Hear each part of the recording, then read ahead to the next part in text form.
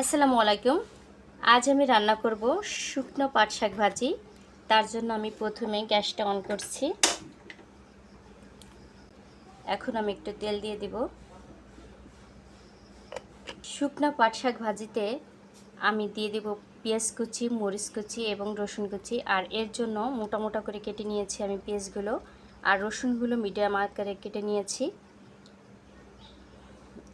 এগুলো মোটা হলে পরাই ভালো হয়, কারণ চিকন হলে পরে এটা পুড়ে যায়। আর শাকগুলো আমি মোটা মোটা করে কেটে নিয়েছি, কারণ শুকনো পাট শাক ভাজিতে এই মোটা মোটা করে কেটে নিতে হয়, তাহলে এই পাট শাক ভাজিটা মজা লাগে বেশি। গরম হয়ে গেছে, তাই আমি পেঁয়াজ কুচি, মরিচ কুচি এবং রসুন কুচিগুলো দিয়ে দেব। এখন আমি এটা ভাজতে থাকবো। যখন আধা ভাজা হয়ে যাবে তখন আমি শাকগুলো দিয়ে দিব।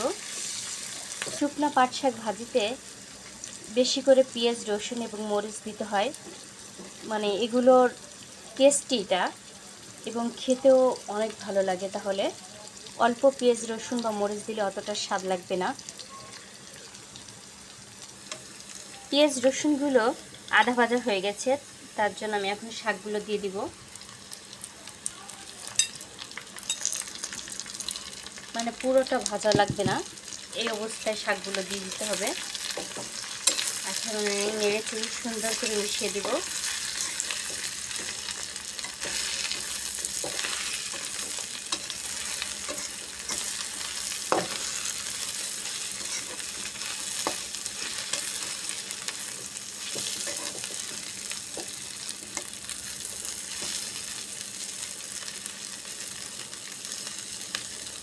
দিয়ে দিব স্বাদ মতো লবণ।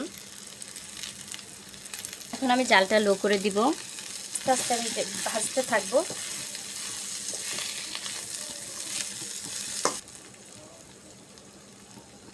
আমি কিন্তু সম্পূর্ণ রান্নাটা নেড়ে চেড়েই রান্না করতেছি, কারণ আমার শাকটা কিন্তু শক্ত রাখতে হবে। এই জন্যই হালকা নাড়া দিলে ওটা নরম হয়ে যাবে, এই জন্য ঘন ঘন নাড়া দিয়ে দিয়ে এই শাকটা রান্না করছি। আর এই শাকটা কিন্তু প্রায় হয়ে গেছে।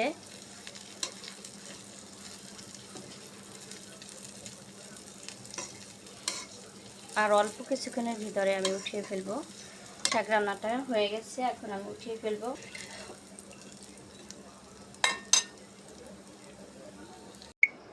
এই তো আমার পাট শাকের শুকনো ভাজি, দেখেন কেমন হয়েছে, কার কাছে কেমন লেগেছে কমেন্ট করে জানাবেন। কিন্তু আমার সম্পূর্ণ রান্নাটা শেষ।